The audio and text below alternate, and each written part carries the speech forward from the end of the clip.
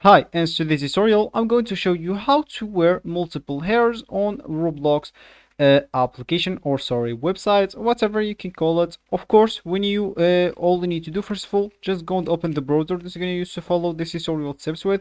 So of course, here in my case, I'm actually using a Brave browser, but of course, in your case, you can use any other browser, could be possibly working for you. So once you actually open your browser, just go to the URL section, type roblox.com and hit the enter button. For you, if it's your first time, you will not. Sorry, I just had an interrupt. So anyway, for you, if it's your first time, you will not find this as your home or as your main screen.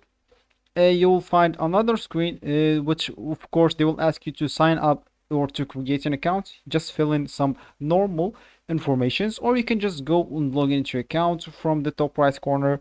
Of course, if you have an account, you can even quick log in into your account if you have if you're going to log in into another device. So once you are here, you would like to go to this three lines at the top left corner. From here, you'd like to click add the profile, and here you will find your profile. As you can see, this is what you're currently wearing. And of course, if you want to start editing your avatar, just go here and click add avatar,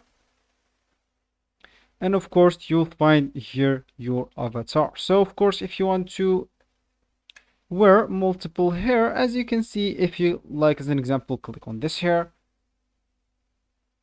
then let's just wait until it loads, and then at the same time click at this hair. As you can see, you cannot select both of them, so that means it's impossible to wear multiple hair, but you can actually wear a hair with a hat. So you can just wear this hair as an example, and then wear a hat with it, and of course you can even remove it if you don't want it.